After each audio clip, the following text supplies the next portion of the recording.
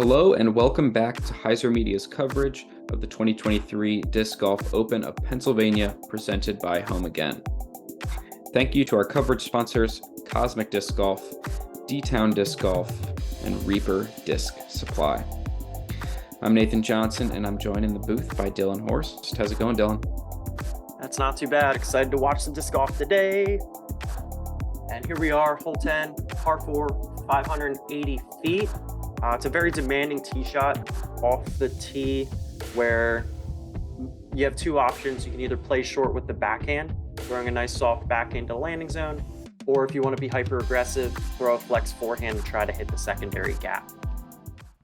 Everything kind of slopes to the left. The initial gaps are very friendly. It's just a matter of hyper focusing, hitting the gap.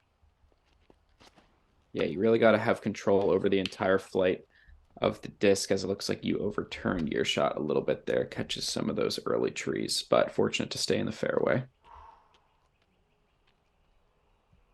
Harry kind of likes the forehand line as well. A bit overturned, but he takes a fortunate kick as well to keep him in the fairway. The bad miss here is to go too far left. There's a bunch of skinny trees on the left side of the fairway, which makes it near impossible to get up and down for the birdie if your disc ends up over there. So keeping something in the fairway is pretty paramount. So Chris is going to look to throw something slower, minimize the ground play, and keep his backhand in the middle, which looks like he does a pretty good job of that. Yep. Villa's just trying to break the hole into two parts. Throw a nice easy hyzer in, throw a nice turnover to the green.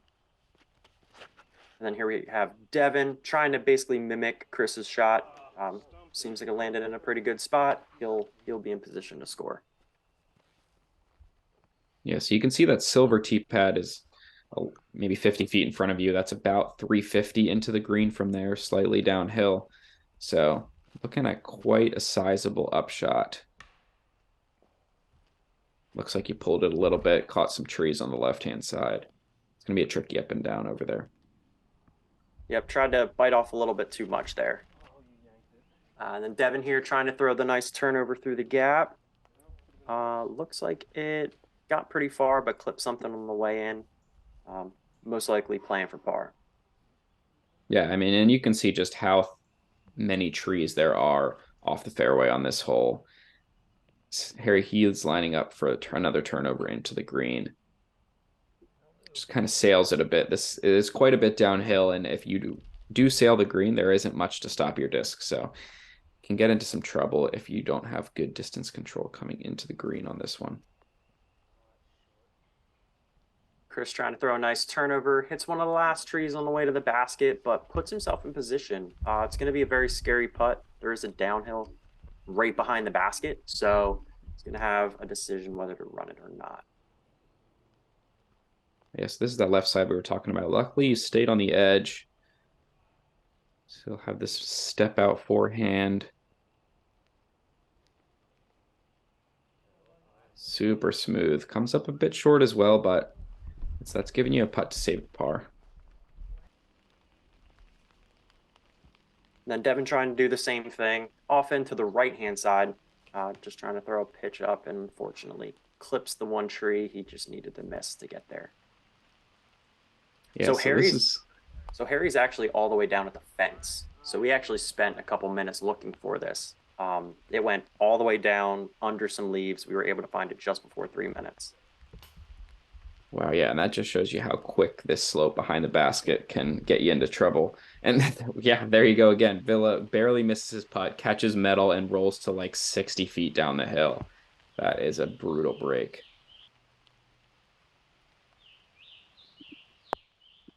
Oh my God, wow. That is a surprising miss as well. You really don't see Villa miss putts inside the circle, especially that badly. Maybe there's the bit of rain, the bit of moisture as you can a really nice par putt. Just might be getting in his head a little bit. Yeah, and I think it was just the unlucky break off the first putt that, sometimes just gets your brain thinking about things it shouldn't be thinking about. Yeah. It was just unfortunate. Yeah, I mean, we can see this hole 10 did play as the hardest hole on the day at 4.17 strokes on average. So definitely plenty of danger if you're a little bit off, and the hole can really punish you with some unlucky breaks. And Harry to play the longest hole and save the par, which was a great putt. Yeah, probably went about 1,000 feet on his first two Yep. shots. So yeah, definitely the most ground covered from him, but a really nice par. Because it probably is about 250 to 300 feet to the bottom of that hill that he came all the way back up. So pretty well done. And Villa, unfortunate double bogey, but he can grind out and finish the round pretty well. Hole 11, par 3, 310 feet. We're actually playing from the short tee today, so it kind of exposes this forehand on the left-hand side to kind of skip up the straight, or you have a nice turnover through the initial gap. So I kind of pulled this off to the left. Oh my God, and it hits the cage. What a shot. Dylan, wow.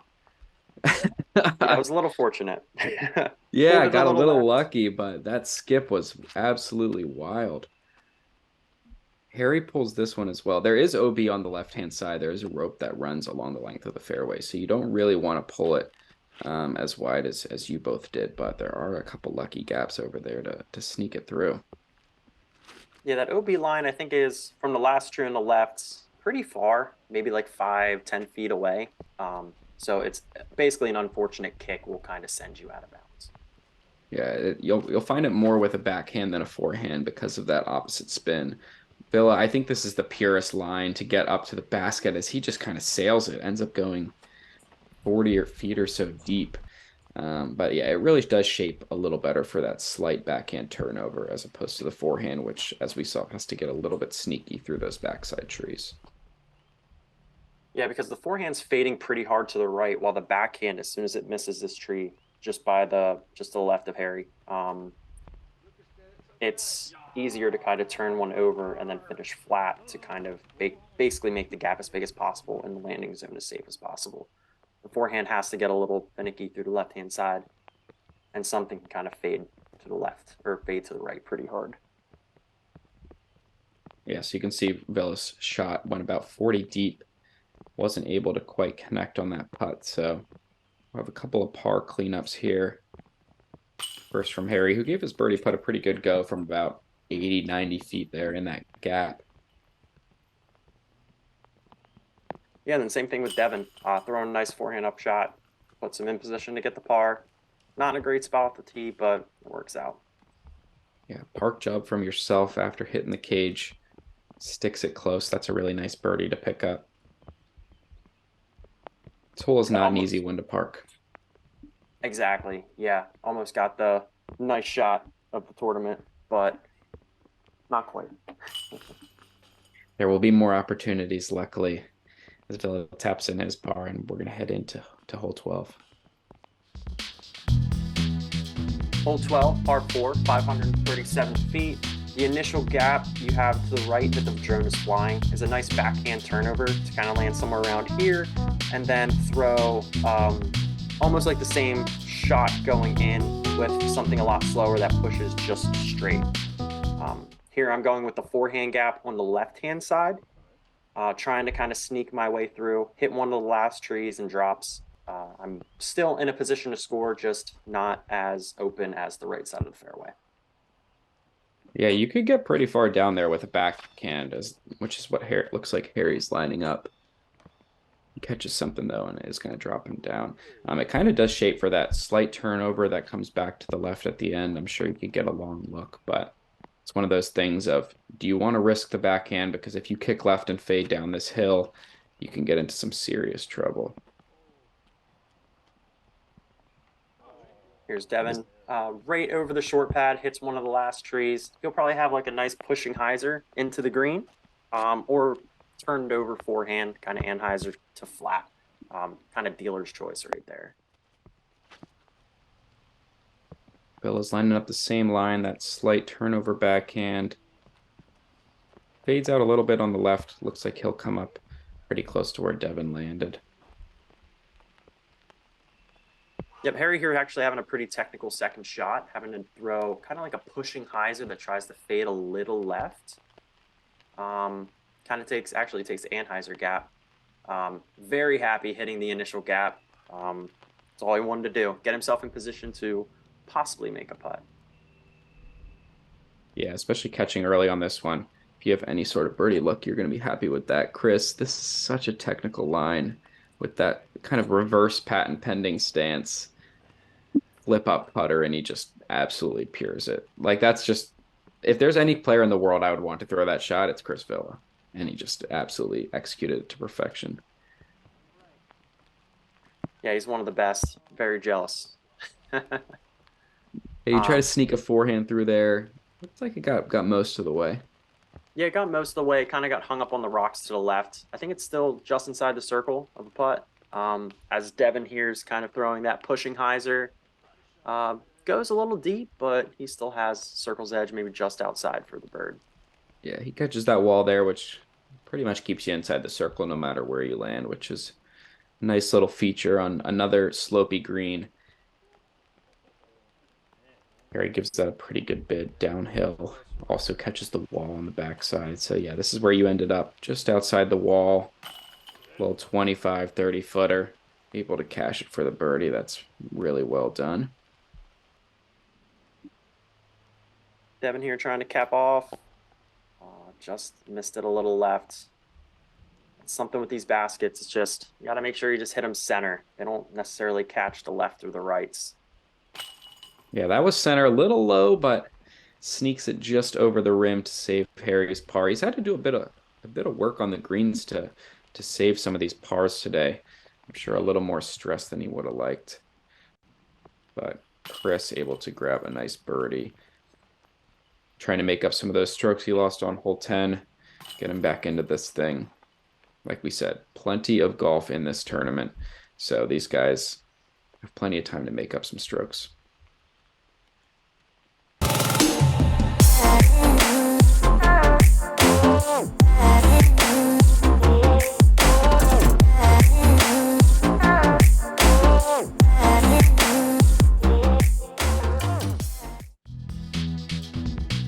Here we are at hole 13, par 3, 287 feet.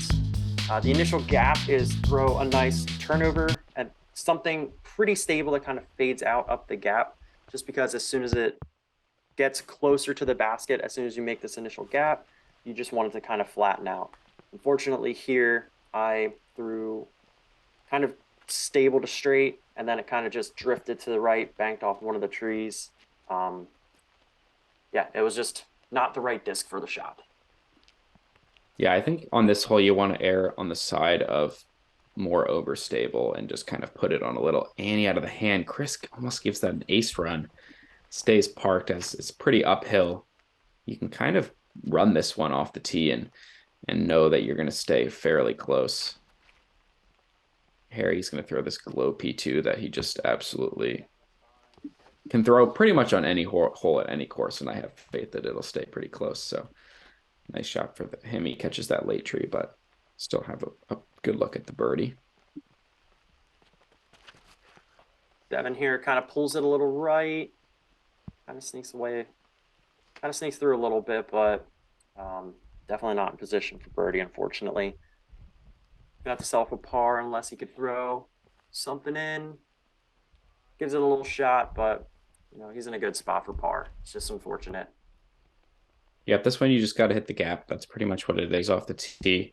And you should give yourself a look. That comes up a little right for you there from about 30 feet. Here's where Harry ended up after catching a late tree. 25 footer for his birdie, and his putter has been looking really good today. Yeah, Harry's definitely putting the time on the putting green. I talked to him the last few weekends actually, and he doesn't think his putting's that great, but you could tell, and there's more to come. Yeah, I mean, if you're making almost all your putts inside the circle, you're doing something right, because it's putting is not as easy as some of these guys we watch on coverage make it look. So yeah, Harry, definitely we can tell that the work is paying off. And Villa here throwing textbook shot, like you were saying on the last hole, if I could pick anybody to throw that shot, it would be Villa. For sure. Hole 14, par 5, 732 feet. The initial shot is to land somewhere by this rock and maybe try to penetrate into this little landing zone. From here, there's a bunch of different options depending on how aggressive you want to get. You can throw the long pushing hyzer that's going to where the drone is, the long turnover forehand to get a little more power, but it's all dependent on how aggressive you want to get off the tee and then how aggressive you want to get off the second shot if you're in position. Yeah, really good local level par 5. I think you could even consider this hole like a pro tour level par 4. This is all pretty much textbook from Chris. Anywhere in this kind of gully area, after you pass the grass, is exactly where you want to be off the tee. As Harry pulls this and just gets through everything. He hated it out of the hand and turned out to be not too bad. Wow, that was a really fortunate break. I mean, he's still going to be a little deep for his second. It'll be tricky to see what he has back there, but yeah, we'll see that you're having a bit of an early release there. Catches one of those last trees on the left-hand side. Going to be tricky for you as well, as Devin just pushes it a little too straight and catches that last tree. You want to fade just in front of that wide tree that he hit there. Yeah, so mine was just a little too stable. And then I tried to throw sneaky gap. I actually got fortunate enough to roll into the fairway after hitting a branch that was sticking out. I got very fortunate on this one. So I should have a pretty routine kind of up and down, at least for par. Oh, it's Devin just trying to hit that Y gap and unfortunately catches one of those trees and kind of a frustration throw there. Yeah, it just seems like he's throwing decent shots and then just gets that one bad break that just you can't really do much about. As Villa here throws a great tee shot or a great second shot going pretty far down there. Should be probably less than 200 in the basket. Yeah, anywhere down at the bottom of the hill after 2 shots is a great spot to be. You can almost always find a way to get a pretty straightforward up and down. Harry, so this is where he ended up after the tee shot. Goes a bit deep of the fairway, flex forehand all the way down the hill, and is he parked? He's circle's edge. So he threw his forehand, it turned over down the gap, and it was going to keep going left. Banks off a tree, kicks straight, and then lands about circle's edge. Wow, what a series of shots from Harry to give himself an eagle putt. And this is where you ended up at the top of the hill. Looks like you catch something there about halfway through the flight.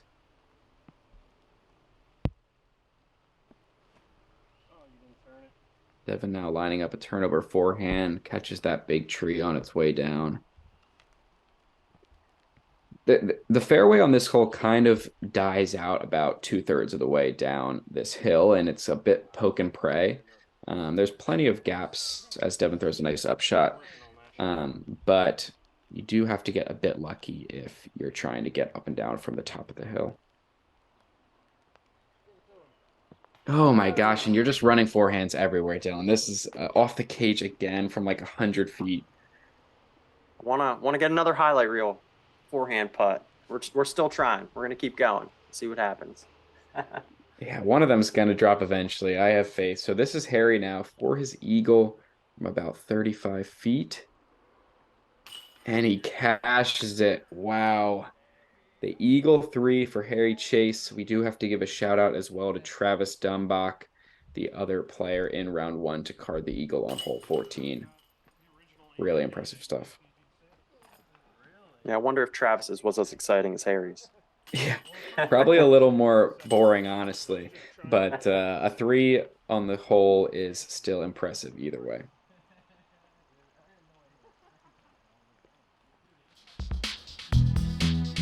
Hole 15, par 4, 373 feet.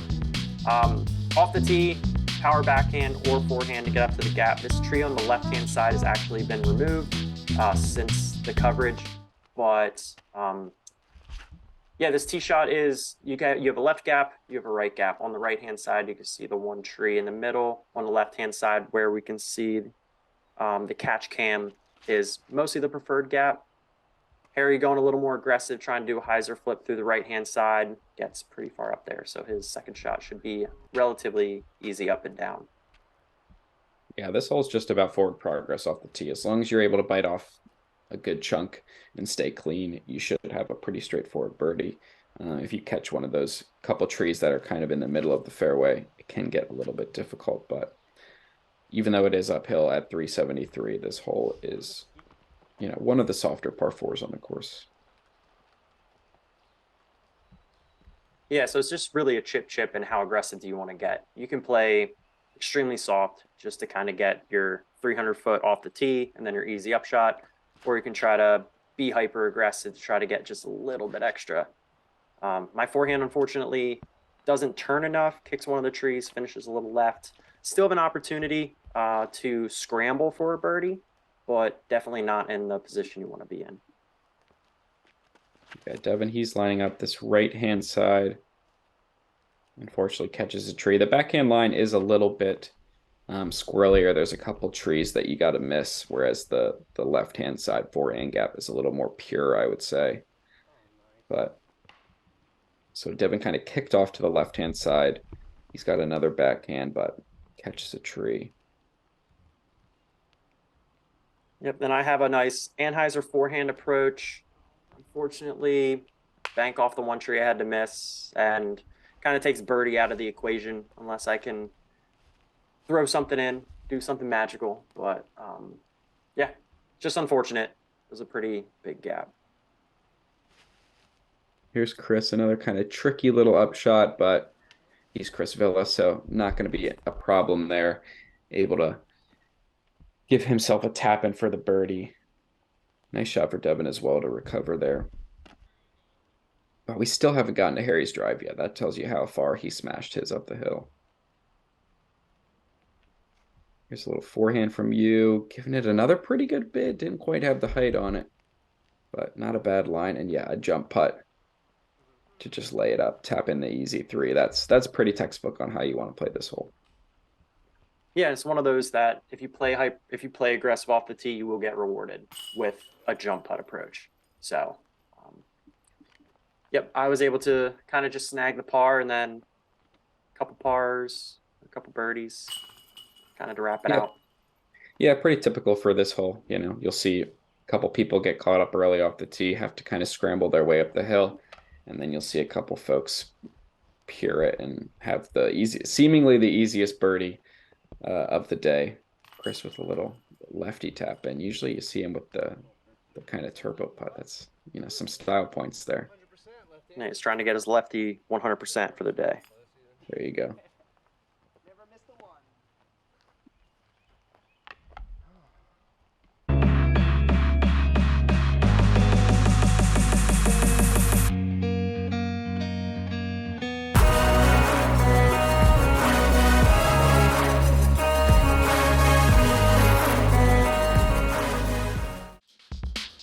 Here we are at hole 16, par 4, 737 feet. One of the more signature holes on the course.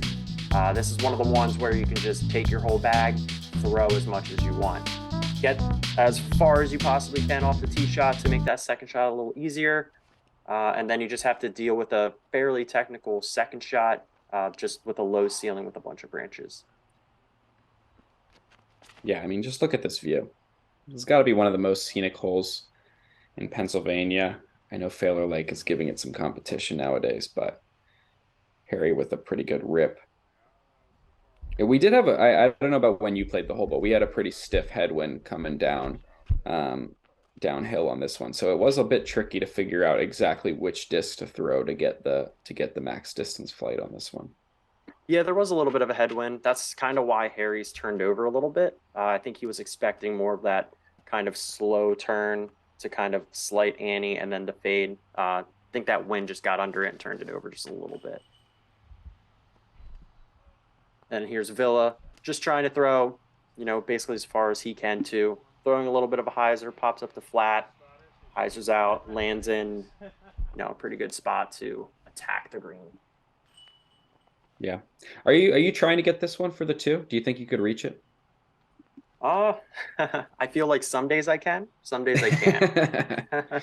Fair enough. Yeah. There's This was definitely one. more.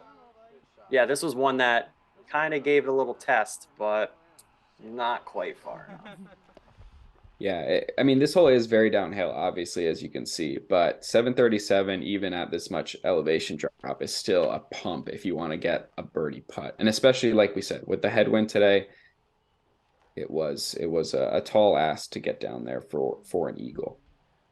Although it did play as the easiest hole on the course at a 3.25 average. I think most players definitely have enough distance to give themselves a pretty straightforward upshot. Yeah, the only real danger on this is if you don't get far off the tee, or there is OB behind the basket, but there is a fence line there. So it's really hard to kind of throw something that hard that skips that far out of bounds because the fence line is there to kind of stop anything from going out of bounds. Yeah, and that fence is only about 25 feet behind the basket. So if you do hit it, you're still going to have a birdie putt most of the time, unless you find yourself behind one of those trees. Yeah, Harry was almost pin high. If he would have just threw it out a little bit to the left, he probably would have gotten there. Yeah, so here's where your drive ended up. Are you giving this a run? We're going to try. We're going to see All what right. happens. A little floaty forehand bid. Good effort. Keeps it close, though. You'll definitely take the easy birdie on this hole. Because, like we said, oh, as Devin cashes one from the long grass, that's a nice 45 footer to grab his birdie.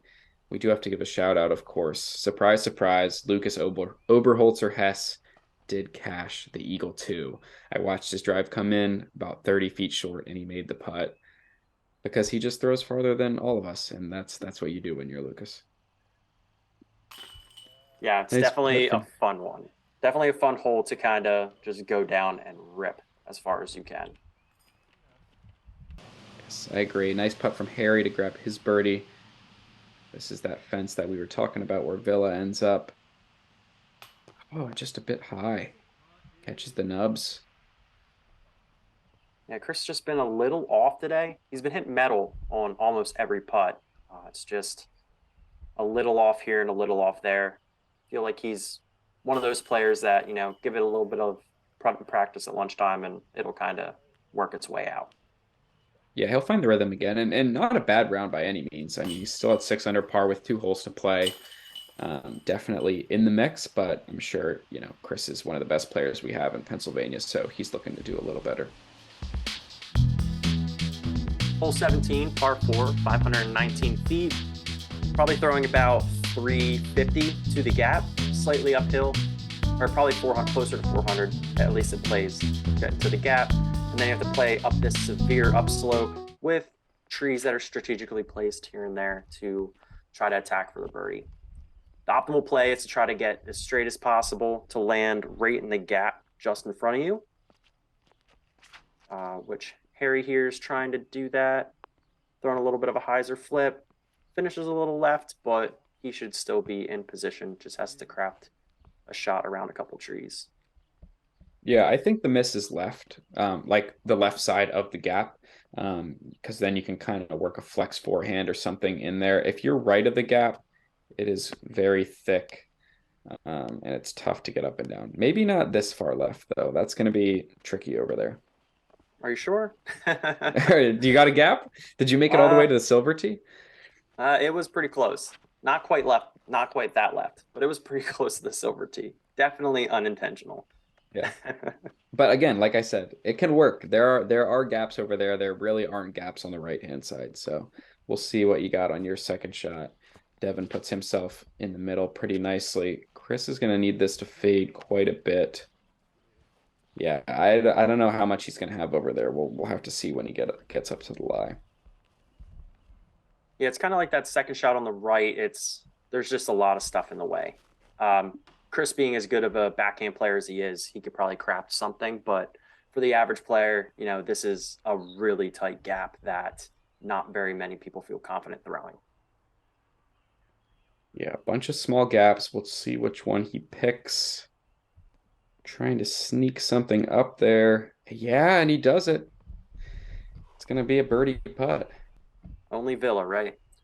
Yeah, I would never dream of throwing a backhand on my second shot on the right-hand side of this fairway. And it looks like you found a gap as well and catch that backside log as a nice backstop to keep yourself close. That's well done. Yeah, there was a little gap. Had to be a little sneaky, but worked his way. Worked his way up there. Then Harry here, just trying to throw a nice P2 approach shot. Old dependable. Gives it a half bid and lands it right next to it. Yeah, pretty textbook there. I mean, if you have Harry's power, you can pretty much land in the gap as opposed to in front of the gap, which makes that second shot much easier. Nice birdie putt from yourself as well from about 25 feet. Get you to 8 under. Then nice par from Devin. Unfortunate second shot, but found a way to get up and down.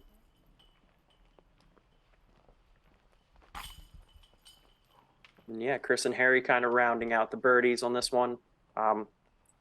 Good second shots, put you in position. Just can be a little tough at times. Yep. Finally at hole 18, par 4, 574 feet. We're teeing off from pretty high elevation, so we're trying to pure the gap as far as we can get. So essentially try to get outside of the wood line. If you can get outside of the wood line, it's a wide open shot to an elevated basket. Some of the plays here are the mid-range to fairway driver to kind of throw something nice and straight, drifting a little right. Harry here doesn't quite get the drift he needs and hits the Y tree right in front. The other play is the power forehand to try to kind of hyzer flip something into the gap to push straight and then finish right to almost try to get as far right as possible after you get through the gap. Yeah, I think if you hit this right, you could probably get a long putt with either the lefty backhand or the righty forehand. There are quite a few branches to miss, which it looks like you are able to miss some.